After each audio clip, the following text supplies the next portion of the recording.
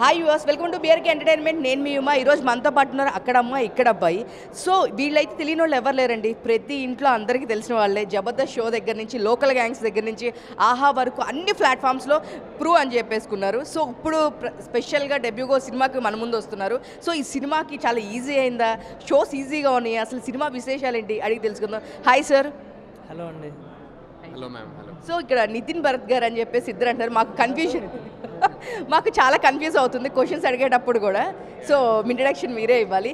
So చెప్పండి, first thing happy proved మీరు ఏ ప్లాట్ఫామ్కి వెళ్ళినా నితిన్ భరత్ అనగానే స్లాట్ ఇచ్చేస్తారు, షోస్ చేసుకోవచ్చు, ఎవరైనా వచ్చేస్తారు. ఎందుకు ఇలాంటి మంచి ఇది ఉన్న టైంలో సినిమాలకి ఎందుకు రావాల్సి వచ్చింది? దేర్ ఇస్ ఆల్వేజ్ అంటే కంఫర్ట్ జోన్ నుండి బయటికి రావాలని ఎప్పుడు ప్రయత్నిస్తుంటాం. సో బీటెక్ చేసిన వాళ్ళం గమ్మని ఇంట్లో కూర్చోకుండా వేరే జాబ్ చేసుకోకుండా వీ ఆల్వేస్ వాంటెడ్ మానేసి మరి ఇక్కడికి వచ్చాం. So we always wanted to break our comfort zone and come out of it and do something else. So ఆ ప్రాసెస్లోనే టెలివిజన్కి వచ్చాం. అండ్ దెన్ అక్కడ వి థాట్ అంటే మాకు బోర్ కొట్టేసిందండి 8 ఏళ్ళు షోలు చేసిన తర్వాత. But still we enjoy it. బేసిక్గా మేము స్కిట్స్ రూపంలో చిన్న చిన్న కథలు చెప్పడం మొదలుపెట్టాం. ఒక పెద్ద కథ, ఒక మంచి కథ, ఒక బిగ్ స్క్రీన్ మీద ఒక కథ చెప్పాలని తీసిన సినిమా ఇది.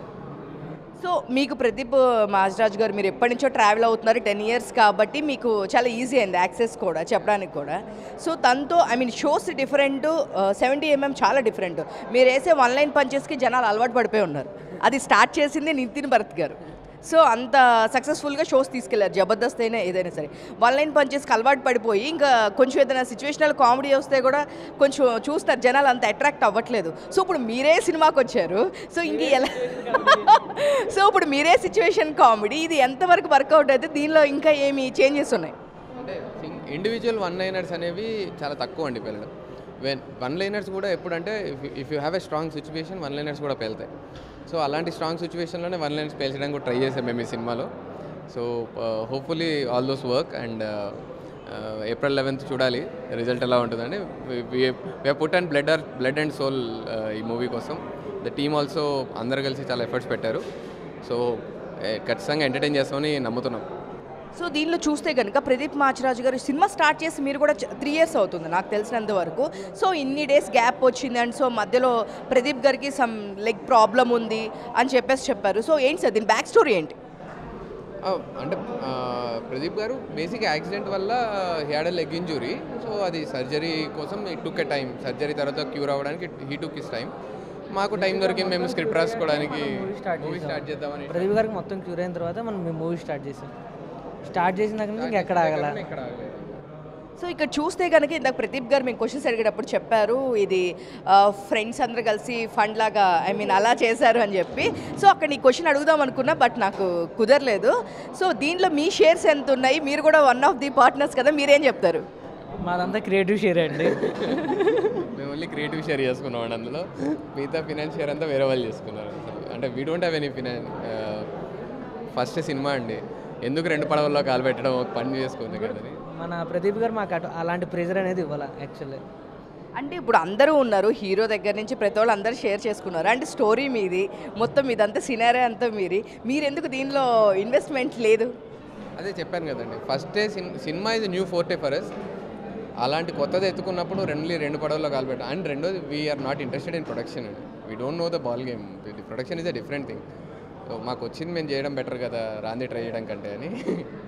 సో మీరు చూస్తే కనుక షోస్లో వచ్చేస్తే ఒకేసారి ఒక 3000 మెంబర్స్నైనా ఎవరిని ముందు పెట్టాలి, ఎవరిని వెనక పెట్టాలి, ఏది హైలైట్ చేయాలి, ఎక్కడ జనాలు నేర్పించాలి, ఎక్కడ నవ్వించాలి అనేది చాలా easy.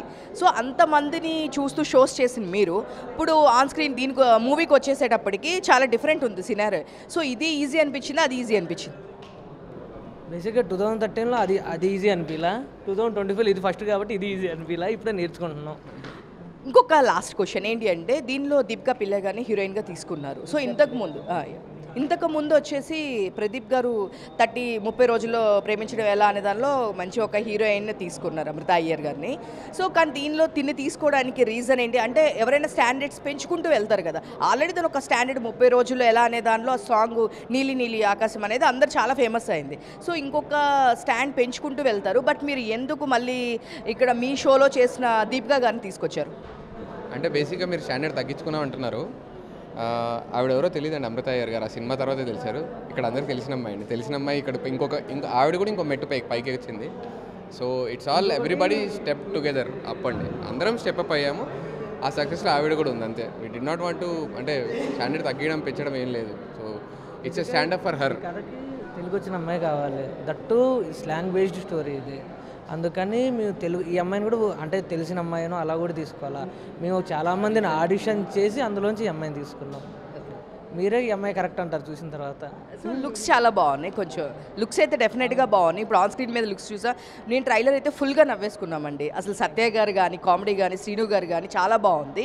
So on screen through out ఉంటారా? దీనిలో మీ జబర్దస్త్ వాళ్ళు మీ షోస్లో చేసిన వాళ్ళు ఎక్కువ మంది ఉంటారా?